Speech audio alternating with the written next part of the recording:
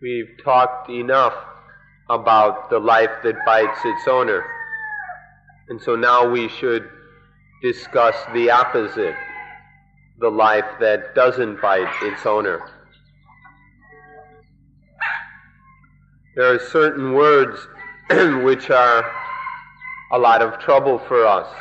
Their meanings, or these words, can deceive us, and so we should take time to understand them correctly.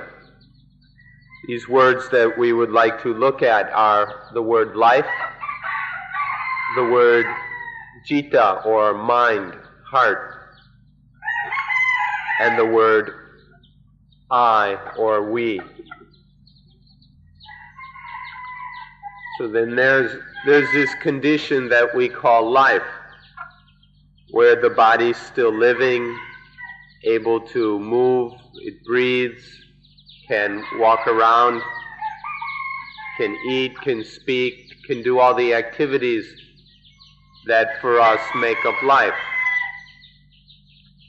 And the ordinary person takes this life to be self, takes this life to be the atta, the self. But then if we look a little bit deeper, we see that inside this life there is mind. There's that which knows and experiences and thinks. And we see that this mind is in control of life. And so then we take this citta, the mind heart, as the self. But where is the truth in thinking that life is the self, or in thinking that the mind is the self? Where's the truth in these ideas? The self is just something that arises momentarily from time to time. It's certain ideas. It's a concept that arises occasionally in the mind. So where's the truth of all these things? Is life the atta, the self? Or is the citta the atta? Is the mind the self? Excuse us for using these Pali words, but they're a little bit more clear, and so we choose to use them. And so the child takes life as being the atta, or then after growing up a bit, then the child takes the mind, or consciousness, as being the atta.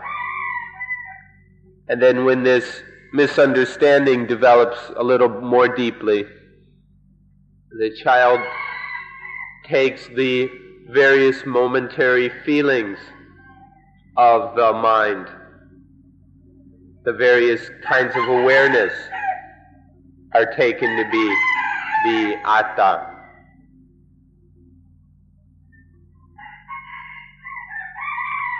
A young child who doesn't know anything about motors and mechanisms, if they opened the back of a pocket watch, they'd be quite shocked to see all those little gears and springs and things moving. And that child would think that this watch is living and that it was a self. This kind of concept of the child is much more than just imagination. There's no intention by the child to dream up these ideas. But because of avijja, or ignorance, the child doesn't know anything about the watch. And because of this not knowing, the child very easily comes up with all kinds of crazy notions, such as that the watch is a self, or the people living up in the forests, the uncivilized folks, when they see a car for the first time, they think this automobile is a living thing, is some kind of a self, because they don't know anything about automobiles, and they see it moving, and they think it has life, and then they think it has a self. Or if they see an airplane, they'd go and assume that that airplane must be moving because it must be living because it can move and fly, and then they take that living airplane to be a self. These are some examples of how this illusion of the concept of self keeps coming into our experience. And then we ourselves, who aren't that much more developed than the primitive people out in the jungle, we also go around taking everything to be atta, to be self. Anything living or moving or whatever is taken as a self. So we take various robots or mannequins or all kinds of things as being self. Or there are certain paintings and pictures which are so realistic or lifelike that we wonder if it might not be living, if it might not be real. And then we take that living thing, that mind or whatever, and we see it, we take it to be a self. Just the way a child sometimes sees a painting of a wild animal and can be frightened by the painting because it takes it to be self, to be a self. Or even adult, if they take paper and paints and begin to paint a ferocious or frightening looking animal, then very, very quickly it becomes much more than just paper and paint. It becomes quite terrifying. There's self in this thing. It's taken to be some kind of self, which is really funny or silly that an adult would be frightened by just a bunch of colors on a piece of paper. But it happens quite often. And then we heard that there's someone in Thailand who bought a reproduction of the Mona Lisa, and so they could look at it and stare at it. They really became obsessed with it, thinking it was a living thing, that there was a self in that picture. And this is how we can so easily be deceived by things, by appearances. So when it works in this way, then the primitive peoples in the jungles, they take everything to be self. Their mind so easily thinks that everything is self. And so they take the sun to be a self and the moon to be a self. And they see storms and violent winds as being selves. And certain special trees are selves, and the rivers and the mountains. They take all these things to be selves and make them into holy objects. And then they worship these things. They worship certain trees. They think there's something living, some spirit in the trees or in the rivers, in the mountains, and all over the place. And so thus, the primitive person sees selves all over the place, sees selfhood in just about everything. or in the rice fields. Since ancient times, people have thought that there was a god of the rice field or a spirit of the rice field. And people would worship, make offerings to this rice god so that the plants would grow strong and produce a lot of rice. And so this illusion, this illusionary concept of self arises quite easily for the human being, and all kinds of things are taken to be selves, even things like the rice fields and the rice plants. This gives us some examples of how the human mind sees self all over the place. This concept of self is just an illusion. It's just a concept which occurs in the mind. It doesn't have a reality in nature. But there is this concept in the human mind, and it has great power and influence. Because of this concept, there arises all kinds of feelings, such as positive and negative, happiness and sadness. And so there's tremendous power in this concept of atta, self, even though it's just an illusion. And so then things that are living, that can move, bounce, shake, get up and walk around, we take these to be selves. Or then when we see that there are these minds which think and experience and feel, we take those to be selves, to be atta. And then anything that we don't understand, things that seem to have power but we don't understand them, then we take them to be selves. And so this illusion of self gets projected upon all kinds of things, upon life, upon the mind, upon things we don't know or understand.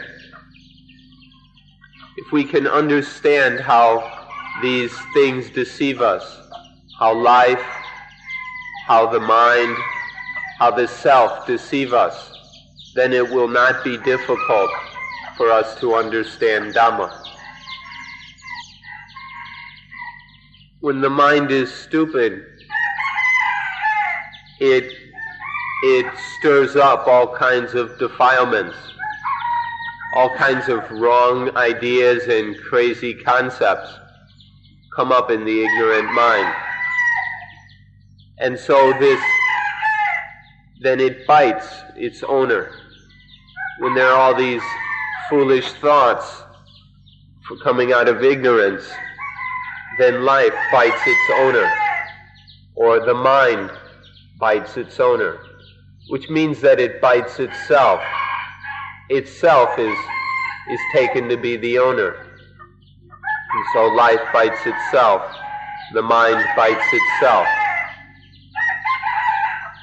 because of ignorance. So the mind assumes that it has some kind of owner. But how could that ever be? The mind isn't even itself. The mind isn't even a self. How could it have something as its owner? If the mind isn't a self, then there's no self that can own the mind. But this illusion arises in the mind because of ignorance. And so the mind sees things that don't exist. And because of this, it bites itself. Life bites itself. If the mind is ignorant, then it takes things to be self, and then it bites itself. The mind bites its owner. But when there's no ignorance, and the mind sees things according to truth, sees things as they actually are, then nothing is seen as self. Nothing, and so nothing, there's nothing to bite, and no owner to be bit. And so the mind doesn't bite its owner. If things are understood correctly, according to the way they really are, there's no biting. So in short, the mind that doesn't understand keeps biting itself. But the mind that understands, that has knowledge, has the highest level of knowledge, it doesn't bite anything and nothing gets bit. We'd like to use the metaphor of a life that is, of a mind that is like a diamond mind. As you know, diamonds are very hard.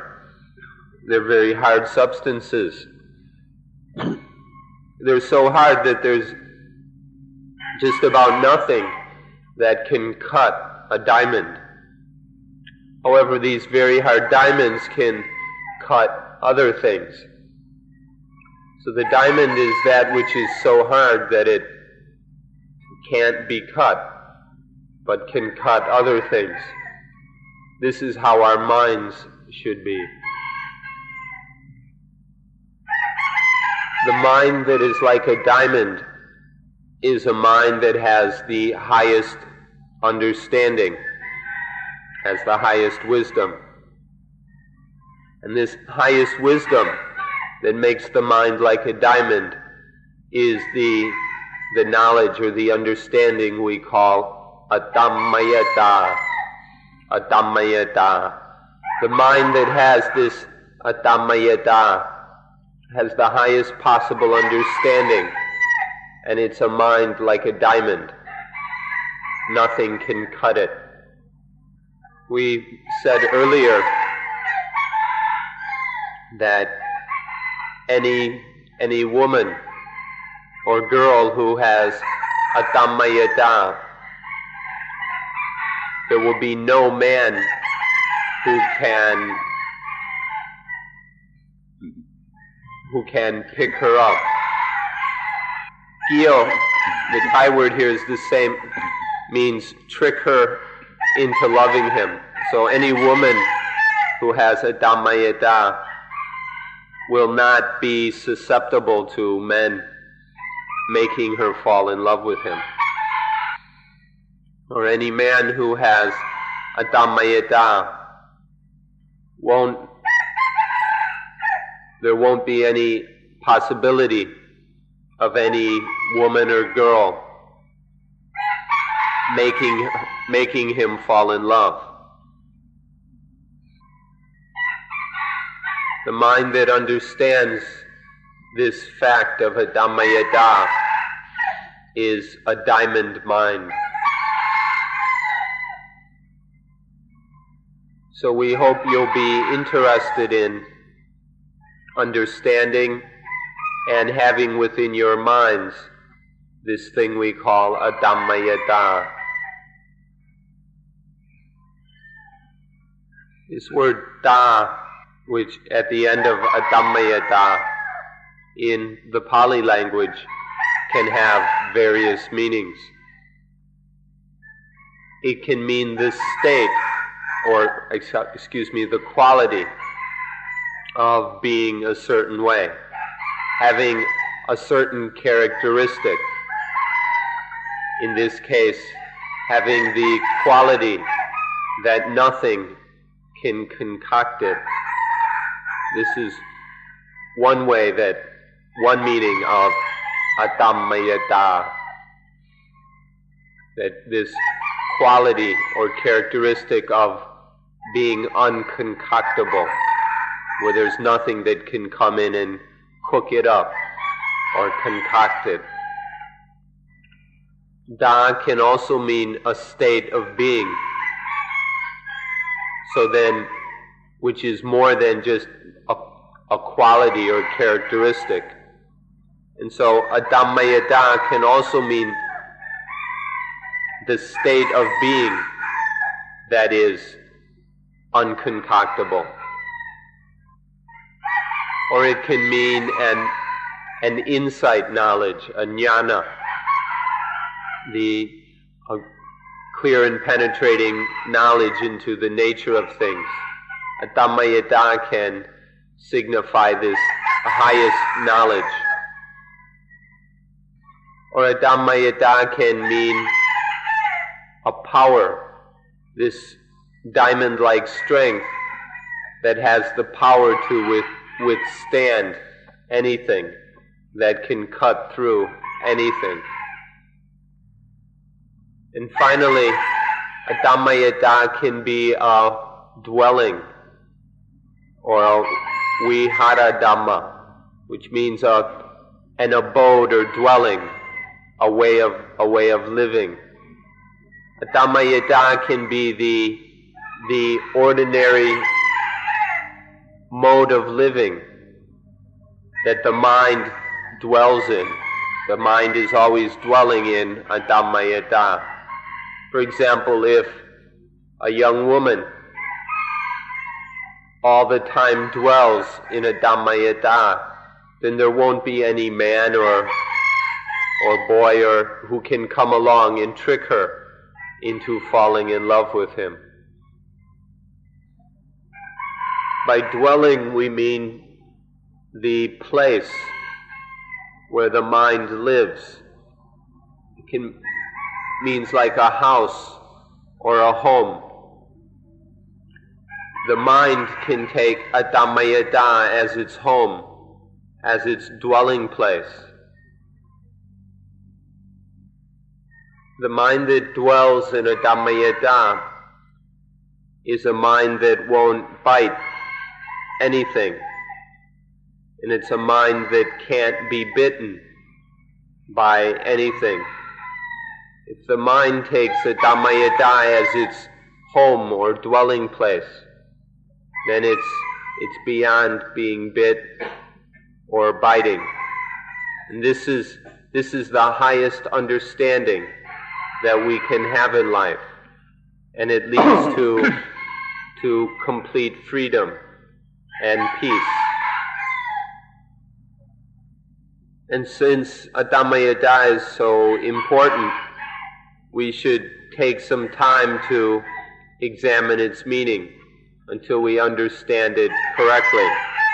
Although it may take a long time, it's necessary for us to study Adammayata until we understand it thoroughly. And so this is what we intend to do. We're trying to put this word, Adammayata, into the vocabulary of ordinary people so that this becomes a common spoken word in the language of most people. Although the word Adammayata appears in a number of places in the Tipitaka, the Buddhist scriptures, it's almost completely unknown by Buddhists. This word is there, but it's completely ignored. And so Buddhists in Thailand, as well as other countries, don't know anything about Adammayata. And so they probably don't have any Adammayata even in the least little bit. And so it's been ignored and forgotten, even by Buddhists.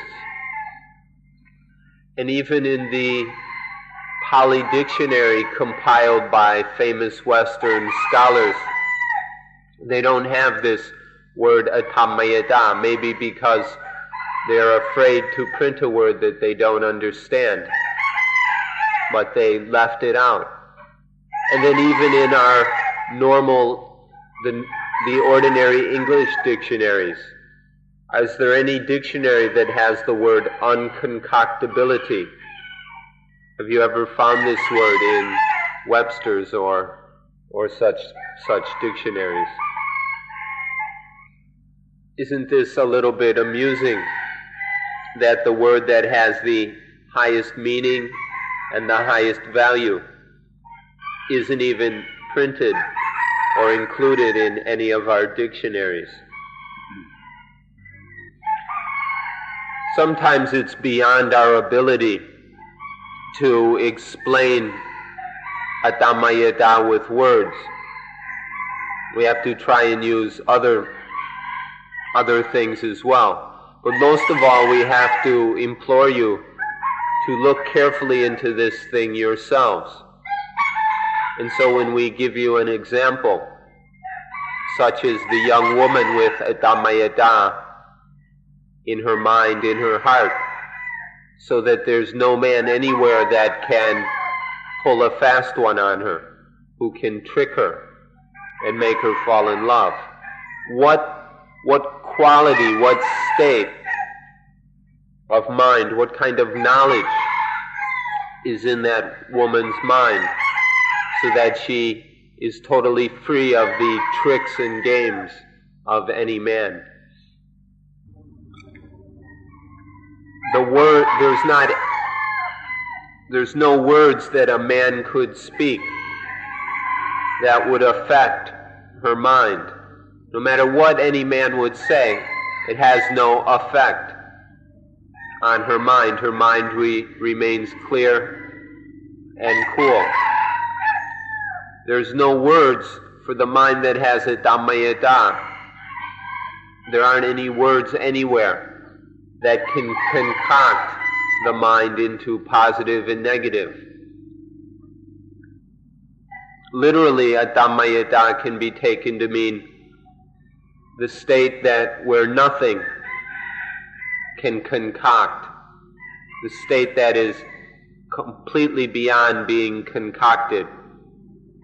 Or if we use a word, a more material word, it's a mind it's the state that is not the product of anything, it's the state where the mind can't be produced by anything. Is this too good for you? Are you thinking that this is way too good and not something really that I want at all? Are you thinking that I'm not very interested in this Adamma Yada? Are we someone who still is very excited by, very enticed by our moods and emotions, and who likes being carried away by moods and emotions? If you're such a person, you may be thinking that Adamma Yada is too good, that it's too good for us. Adamma Yada is to be above all those moods and emotions, to be beyond them so that they have no more power over the mind. Whether this is too good or not is something for you to see for yourself. If this is what you think, if you think that Adamma Yada is too good for you, or something that you're not interested in, then we must tell you that your life will bite itself. Your life will bite itself over and over again if you have such an attitude towards Adamma Yada. Besides being unconcoctable, the mind that has Adamma Yada is also uncatchable and untrappable. There's nothing that can catch it, hold it, and trap it when the mind has Adamma Yada.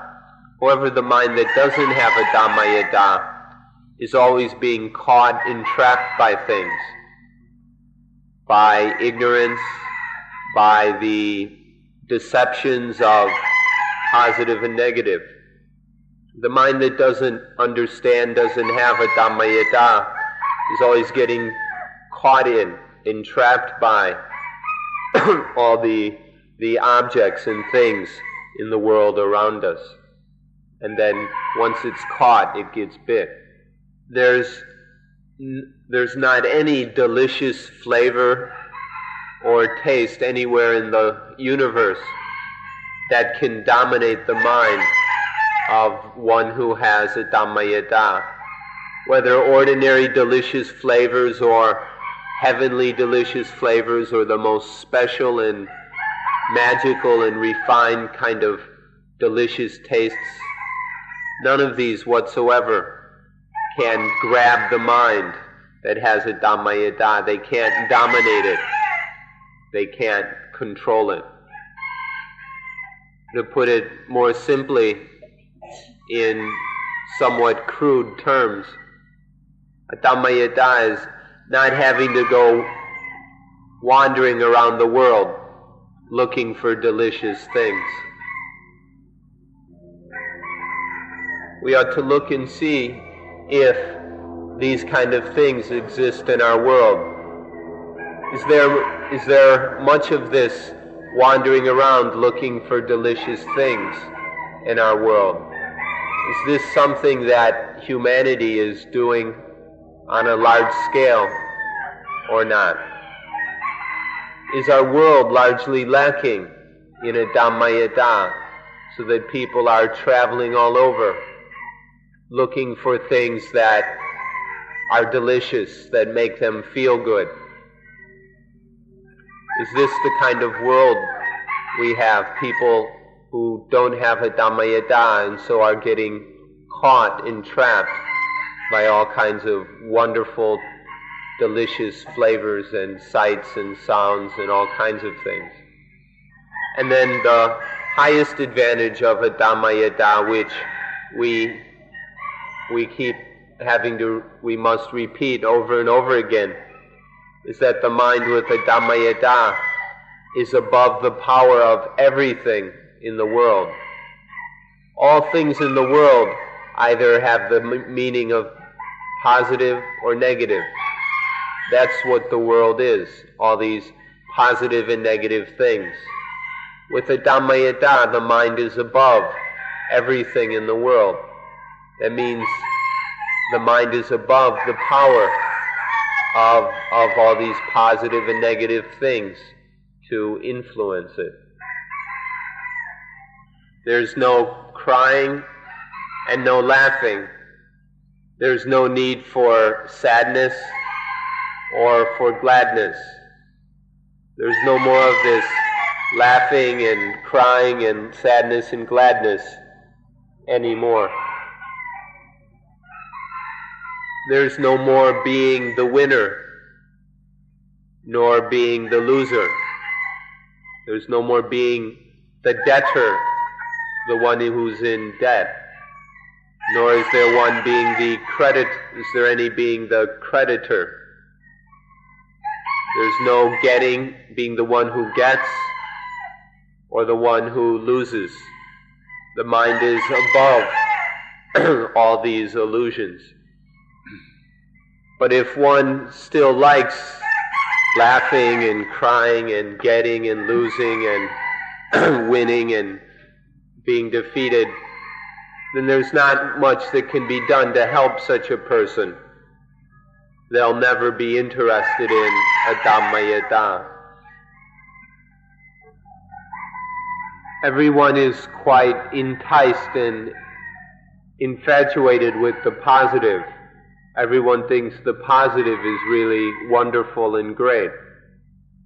But then at the same time, one's always being defeated by the negative. The negative causes us to hurt, inflicts pain and suffering upon us. But with the Dhammayata, one is above any power or influence of both the positive and the negative. Neither of them can take over the mind. Neither of them can control and dominate the mind if there is a Dhammayata. It's beyond our ability to define a Dhammayata in just a few words. It's hard to understand this by using words. But what we can do is talk about the context or the situation in which there is a Dhammayata.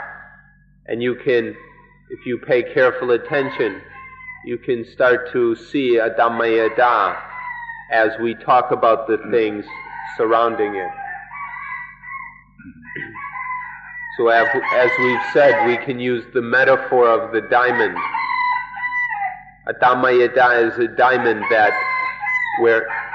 can cut anything, but can't itself be cut by anything. It can cut everything, but nothing can cut it. Exactly what that's like, you have to pay attention to and find out for yourself. And then you can go and define it in whatever words suit you best. So now we'll look into and study the point, what do we do to have a Dhammayata? As knowledge, a Dhammayata is the highest knowledge and understanding that there is.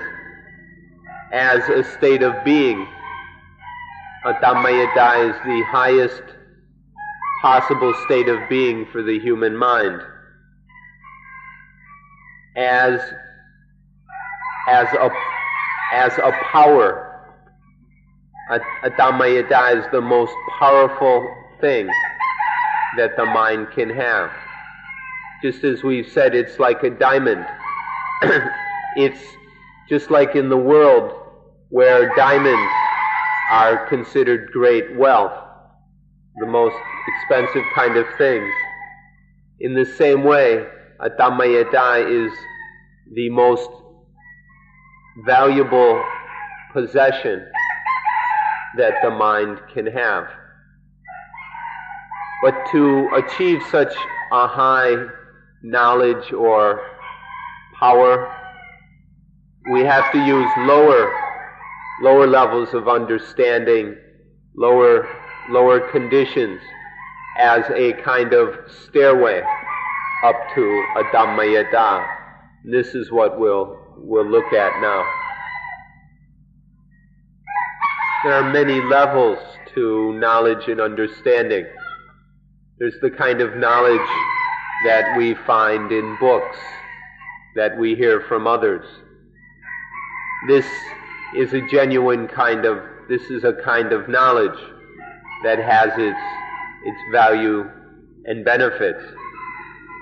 But then the knowledge that comes when we take what we've read and we use reasoning and logic to analyze it and consider it, and then we come to certain more basic conclusions. This is a higher kind of knowledge than the first kind. But even that isn't good enough. It's not the highest kind of knowledge. The highest kind of knowledge is to go beyond the knowledge of reading and the knowledge of reasoning to the kind of knowledge that is direct experience, to have a direct, immediate spiritual experience of something. This is the highest knowledge. So there are these various levels of knowledge. The common person, for most of all, just knows the first level and some of the second. Some people have developed the knowledge of reasoning even further. But we have to go beyond that to the highest level of understanding, which is that of direct spiritual experience. We have to find, or we ought to, we need to make this kind of direct spiritual experience regarding all things.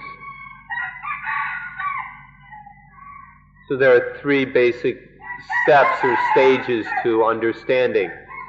First, there's the knowledge we get from outside ourselves, is the first stage. Then there's the second stage of digesting that knowledge, digesting it using reasoning, using wise, skillful reflection to come to more precise and more truthful understanding. But then there's the third stage of having a direct, intimate experience of that thing, where the mind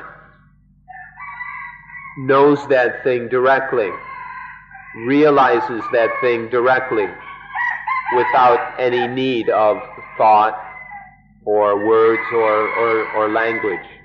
But there's a direct realization of the thing. These are the three stages of understanding. Getting something from outside ourselves, digesting it with reason and reflection, and then making a direct experience, realizing the thing directly. And so in knowing anything, including a Dhammayata, one goes through 3 stages of deepening understanding. There's also another way, there's another kind of progression or stairway to a Dhammayata. There are 8 steps that we can take to a Dhammayata. Actually, there are many different ways that we could talk about climbing up to a Dhammayata. But the one we're going to talk about now is one that we feel is most appropriate and will make it most clear and simple for you to understand.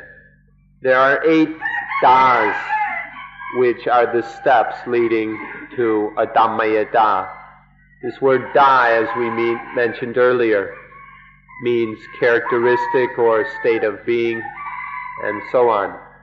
There are 8 of these, and together with a Dhammayata, there are 9 das. 9 das that we will discuss.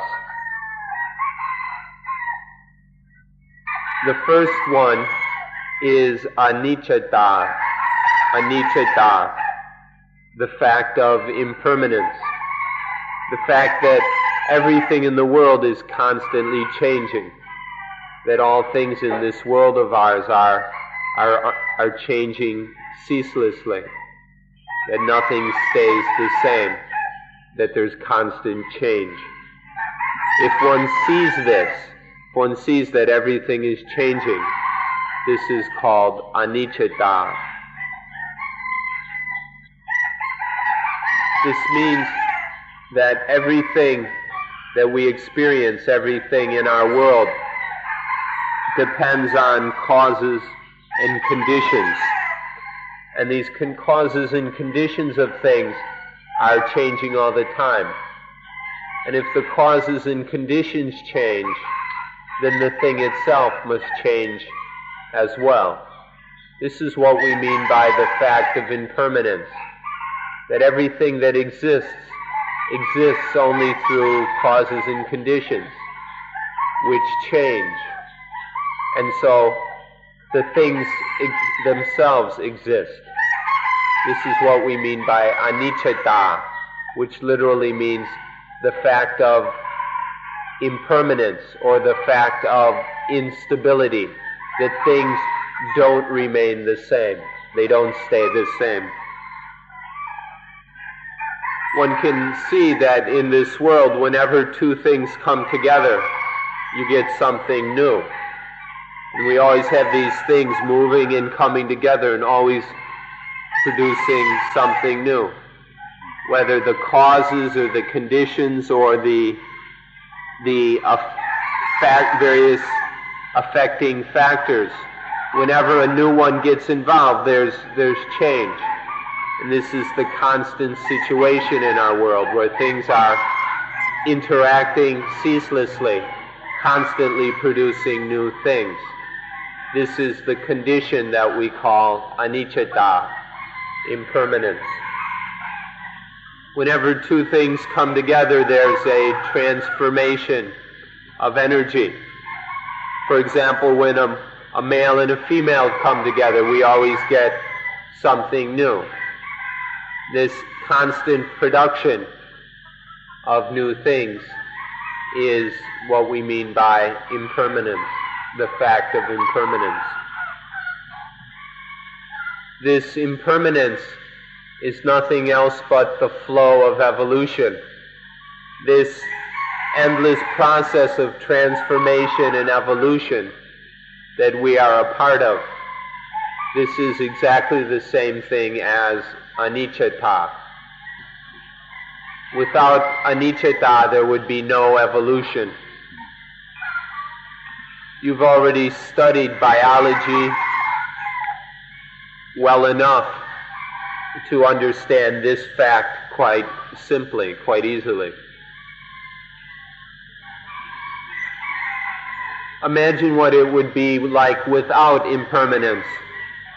Everything would just stay the same.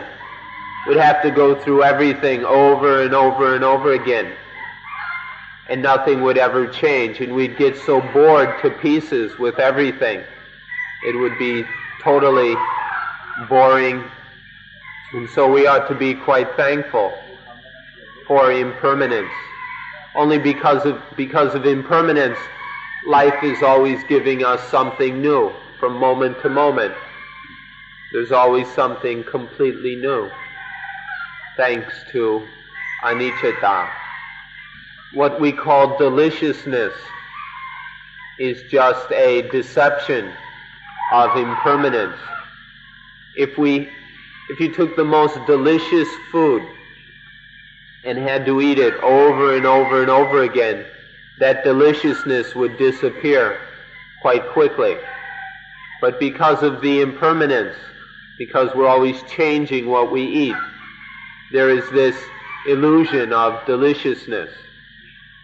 Things can only be delicious because of impermanence. Let me give an example which may be a little bit silly, but the cream crackers that we ate 60 years ago tasted a lot more delicious than the cream crackers that we eat today. Whether it's a change in the cream crackers themselves or a change in our nervous system, who can say?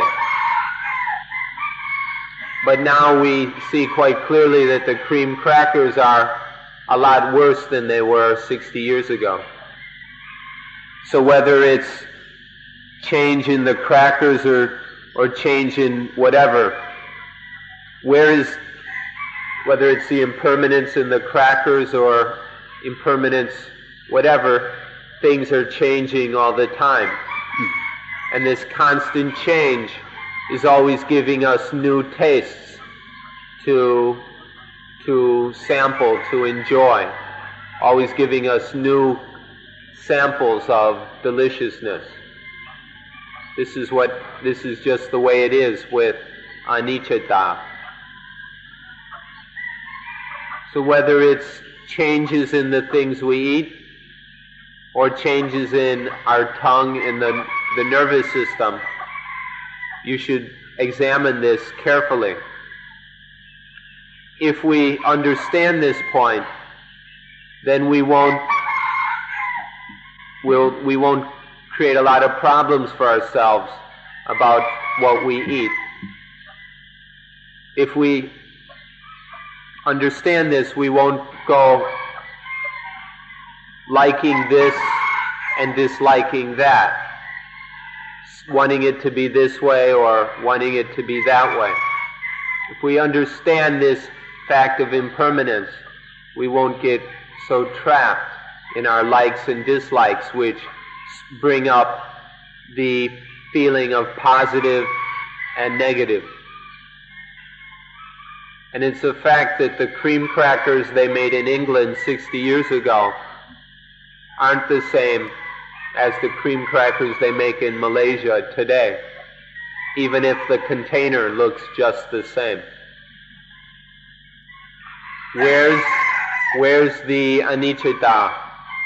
Where exactly is the impermanence? If we understand this, then life won't bite itself. Life will stop deceiving itself if we understand anicca. Next we come to the second da, that is dukkha, the state of all the different kinds of tormenting that exist. Because all the things that we live with, that we associate with, that we get involved with, because they're all changing all the time. But on the other hand, there are many of them that we don't want to change, or the ones we want to change more quickly.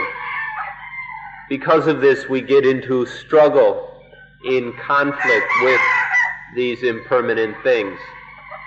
And this gives rise to the quality of torment.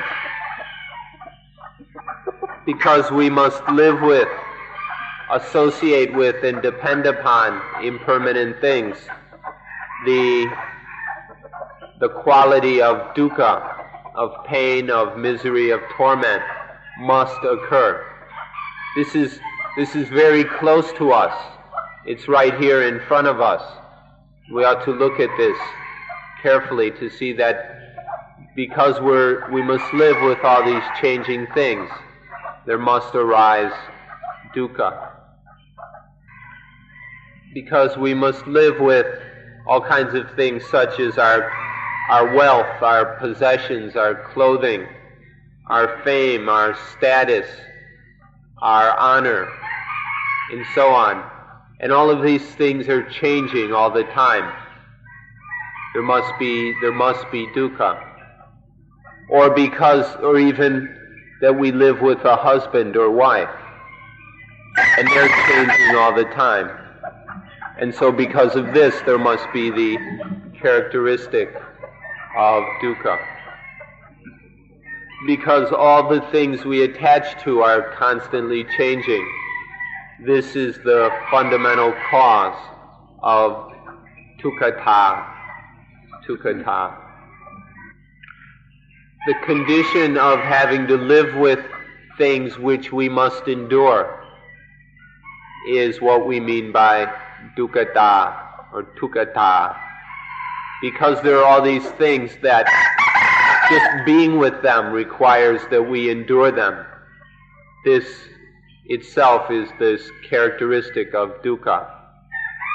For example, having to be with the things we love requires a certain kind of endurance.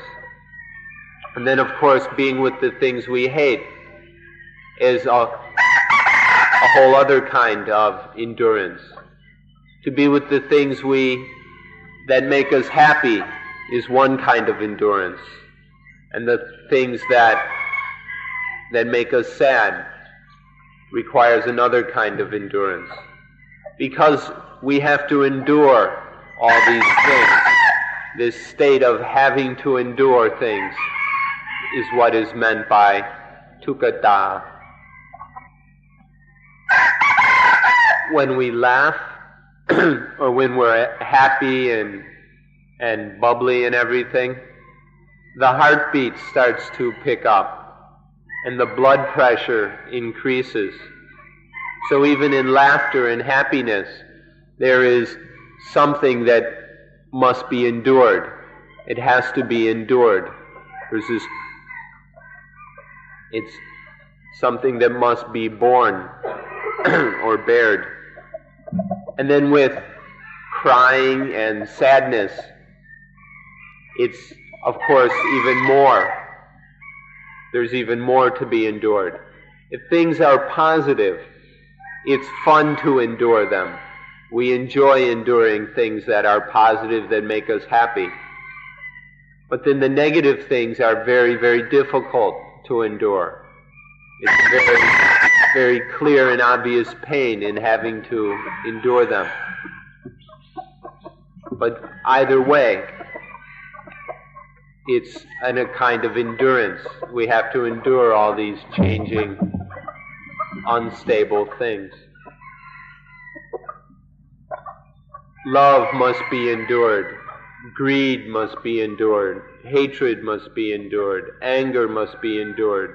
Fear must be endured. Worry must be endured. Excitement must be endured. All these things, without any exception, must be endured. All these things that we have to endure. This is the characteristic of dukkha, of pain, of painfulness. So there's the positive aspect of things are to trick us into enduring things. For example, on little sweets and cakes, they put a little smear of jam or jelly on them to make it more positive, so that we willingly endure these things. We've loved in the past, and we continue to love things that are suffering, things that are dukkha, things that we have to endure, but because they've got a little positive quality to them, we love them. Because they're fun to endure, we love them. Things like sex, or like sexual pleasures, which are very, very tiring, really are a hassle. There's quite a bit that has to be endured about sex and sexual pleasures. But still, we're very happy to endure them. This is an example of the foolishness that keeps us tied, keeps us trapped in impermanent things. All the things that we love are things that change and that have to be endured, and so everything that we love has this quality of dukkha. So in fact, we love dukkha. The result is that we love suffering and misery. When we say this, probably nobody believes it, but the result of our way of living, our way of thinking and seeing things, is that we love suffering, we love misery. The word dukkha, which we've been translating as that which must be endured, can also be translated as ugly. When you've seen how it has to be endured, you see it as ugly. This having to endure things is ugliness. This is another meaning of the word dukkha or dukkha. And a third way of understanding the word dukkha is that these things that have to be endured and which are ugly for that reason are completely empty of any real substance that it would be desirable, satisfying. You can't find any such substance. The vacancy of this essence which would satisfy us is also ugly.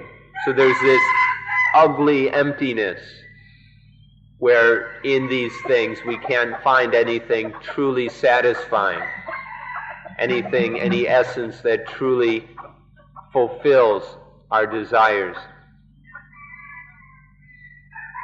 If we're going to understand the word dukkha, or suffering, we need to understand all three of these meanings, because they're successively more profound.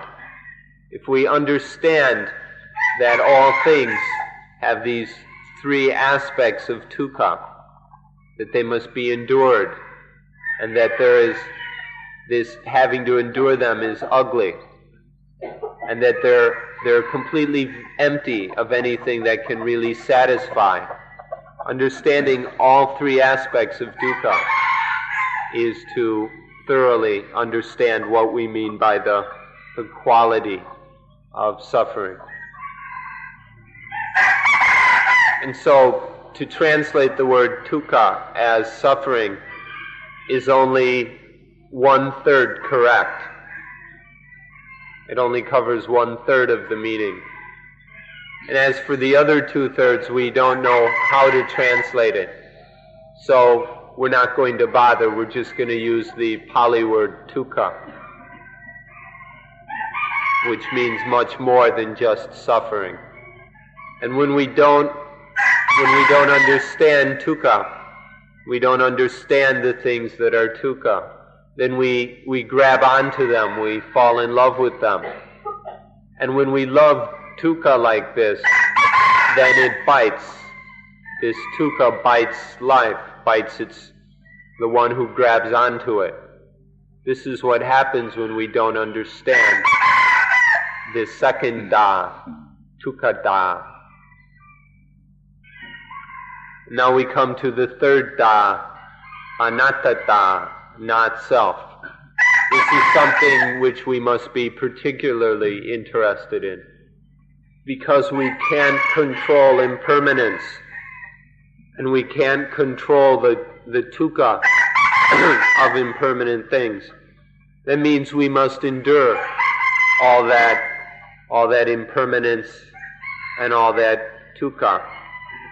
There's no self that can control these things, and none of these things are selves which can be controlled. This inability to control anything, whether our bodies, whether our minds, our thoughts, whatever, because we can't control any of them and stop them from being impermanent, stop them from being difficult to endure, because we can't control them in any way. There's nothing anywhere that can really be taken to be I or mine, to be self or owned by self. There's neither a self that controls or a self that can be controlled. This is what we call not self, anatta, anatta. Another important meaning of anatta that we ought to understand is that because things are not self, because they're impermanent and not self, this means that they can work naturally, automatically. The body, the mind can function naturally, automatically, because they're not self. If they were self, of course, they'd need something constantly making it do this, doing that, constantly controlling it. But because our lives, our body and mind are not self, they can function naturally. But this is something that we generally don't see, we don't understand. For example, when a child opens the back of a mechanical watch and see things whirling and spinning, the child thinks that it's an anatta. Sees there's movement. If there's movement, there must be a self controlling the movement. This watch must be some kind of a self. This is how we generally understand things. We're deceived by the movement, by the change, and we take it to be a self.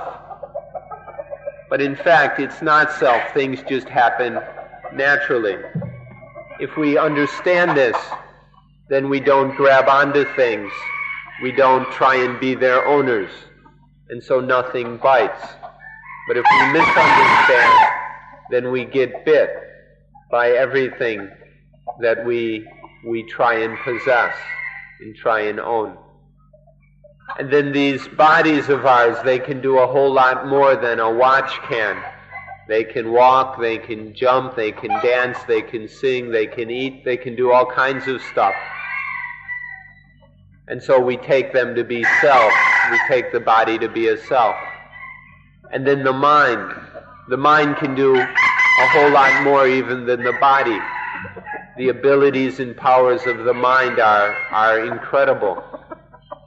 And so, even more so, we take all that to be self.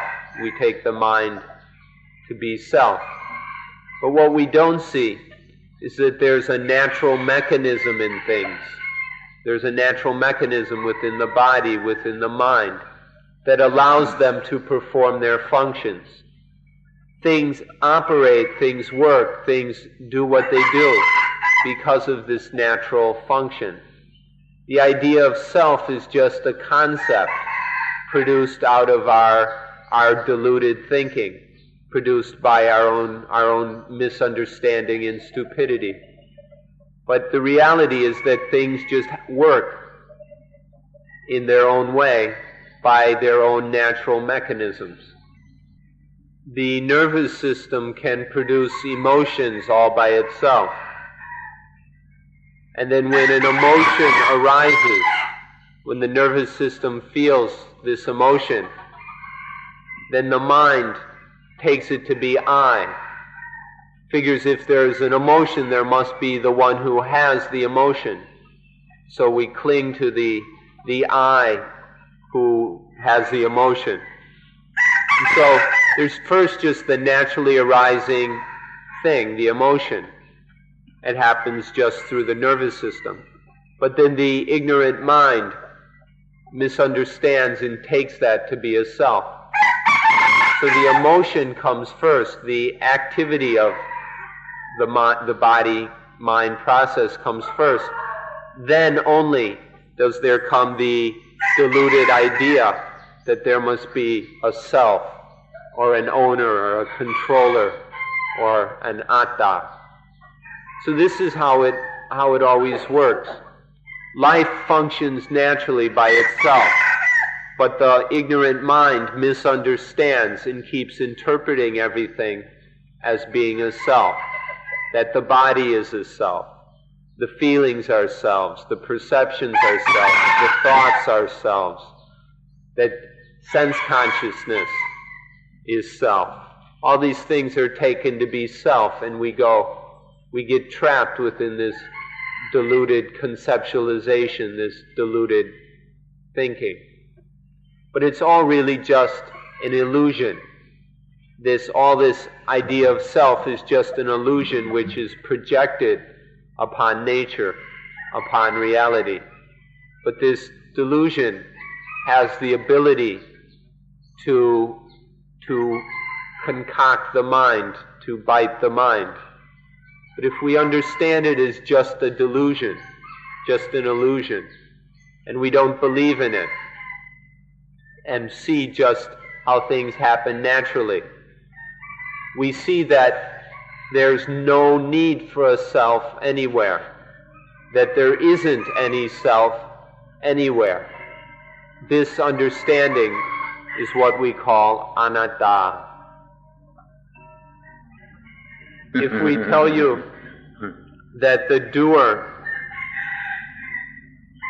is born after the doing, you probably won't believe this. If you tell a child that the doer comes after the doing, they'd think you're crazy.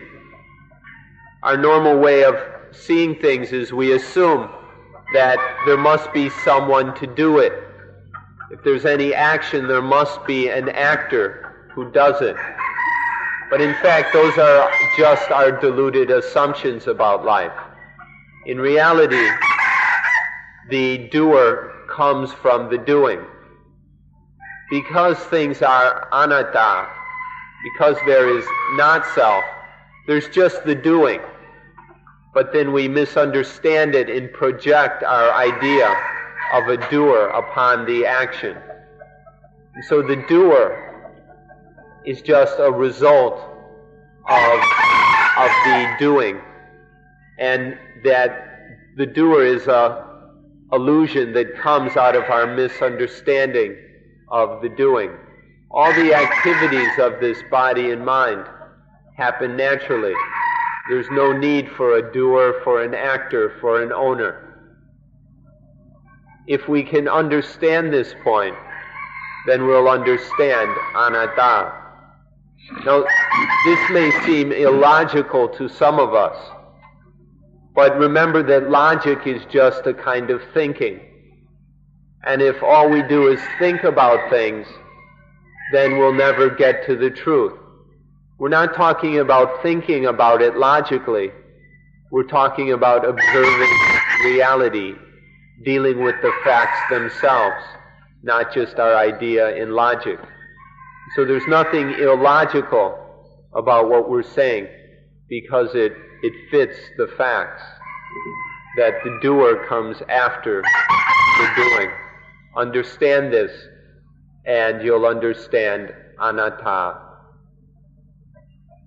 When a child carelessly bumps into a chair or a bench or a post or a rock, there is pain, because their foot or leg has struck against this hard object, and there is pain. And then the child gets angry at the bench or the rock or whatever. Because of the pain, there's this physical activity of the pain. The child projects it as the one who hurts, the one who feels the pain, and then takes the rock or the bench to be a self also. Because of the ignorance in the child, the pain is taken to be I, and the rock or the bench is to be taken as self. And so the child gets angry at that thing. This is another example of how the idea, the concept of self, gets stirred up by the various activities in life. It doesn't exist all the time. It just arises occasionally when certain activities are misunderstood and taken to be self. When there's the inner self, the inner ego, then there then arises its opposite, the outer ego. And so there's the inner ego, and then it's got the outer ego to get angry at, or to hate, or to be afraid of, or to worry about, or whatever. Because we produce the idea of I who acts, or I who owns this action, then we also stir up the idea of the ego, the self, out there. So in this way we're producing this illusion of self both internally and all around us. And then this foolishness can go on so far that we even project this self on inanimate objects, things that don't live and don't even move. Such as sometimes you may have taken a glass and thrown it down in anger, breaking it, or maybe a plate or some other object. Taking an inanimate thing as a self and then getting angry at it so that we destroy it. This is how our foolishness can keep growing and get carried away, where we project this illusion of self all over. When you kick your car for some reason, that's complete idiocy, where you've taken the car to be some kind of self. So that's the essence of anatta. We've had time only to talk about 3 das, but this is all the time we have for today, so we'll stop now and continue again tomorrow morning. Thank you for being patient and enduring listeners. Whether this enduring this talk has been dukkha for you or not, that's for you to know yourself.